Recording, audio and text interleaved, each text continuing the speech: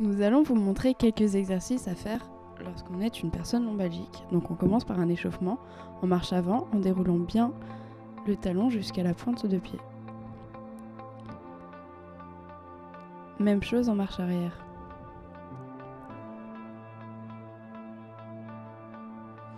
On peut faire ce travail les yeux fermés pour améliorer le travail proprioceptif.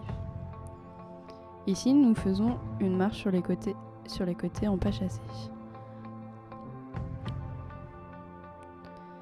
Un talon-fesse en marche avant.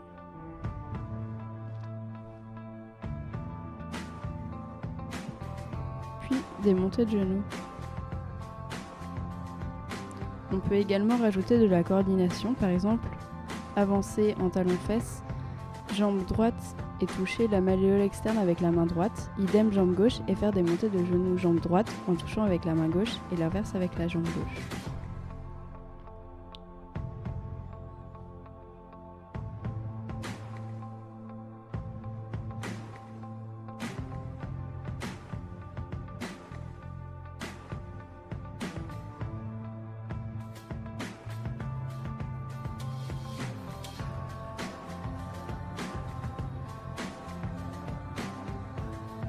Ici, des exercices avec la frite.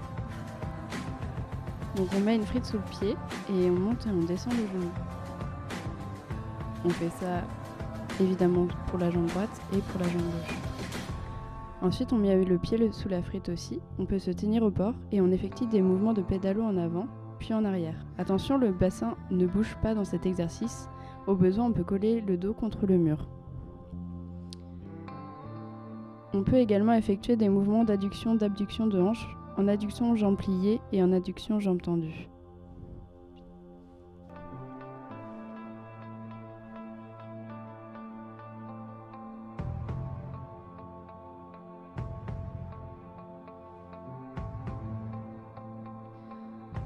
On peut également travailler le haut du corps avec un ballon ou avec une mousse percée.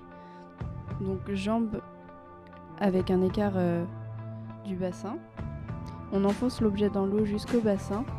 On peut tenir 10 secondes ce mouvement-là pour un travail isométrique, puis ensuite continuer le mouvement. Donc on enfonce bien l'objet dans l'eau et ensuite on peut aller sur le côté au niveau de la cuisse droite et de la cuisse gauche. On peut augmenter la difficulté en allongeant les bras devant soi. On peut le faire également les yeux fermés. On doit toujours faire attention à la position du bassin et du dos.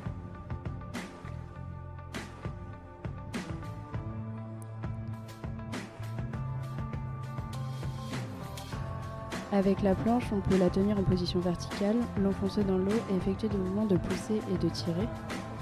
Mais aussi la pousser à la surface de l'eau, appuyer sur la planche, l'enfoncer jusqu'au bassin, remonter. Il faut bien souffler et faire toujours attention à la position du bassin. On peut la tenir en position verticale, coude plié, avancer et reculer. Idem, bras tendus.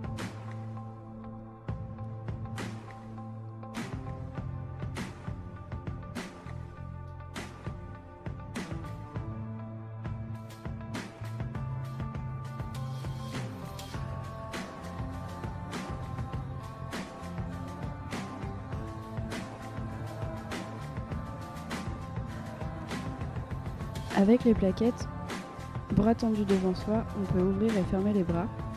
On inspire quand on ouvre et on souffle quand on ferme. On peut le faire également en position squat, quand les bras sont tendus devant, se redresser quand on ouvre les bras. C'est une position ergonomique, jambes fléchies, fesses un peu en arrière et dos bien allongé. Cet exercice travaille en plus les fléchisseurs de hanches. En position fente, avant, plier, allonger les bras devant soi en simultané, puis en alterné.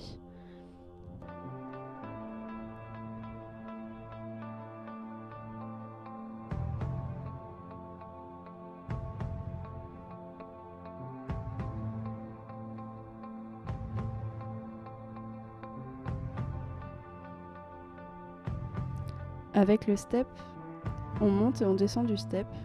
On peut le faire également avec une coordination de bras. Il faut toucher le genou gauche avec la main droite et inversement.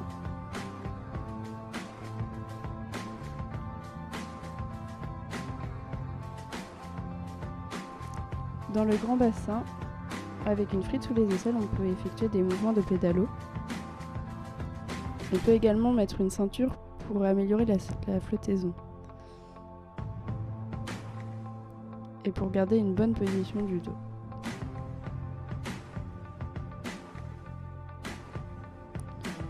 Ensuite, on peut s'allonger sur le dos, revenir en boule verticalement, puis s'allonger sur le ventre.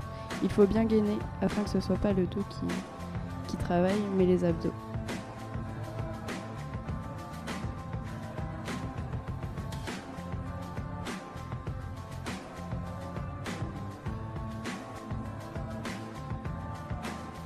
Avec une planche et des pales, on met la planche au niveau du ventre et on s'allonge sur le dos.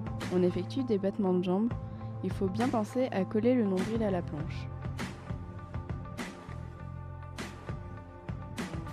On peut également mettre la planche devant soi, sur le ventre. On tend les bras et on effectue des battements de jambes. L'idéal, c'est de faire cet exercice avec un tuba, sinon il faut veiller à ne pas trop sortir sa tête de l'eau pour respirer. Voici quelques étirements que l'on peut faire en fin de séance.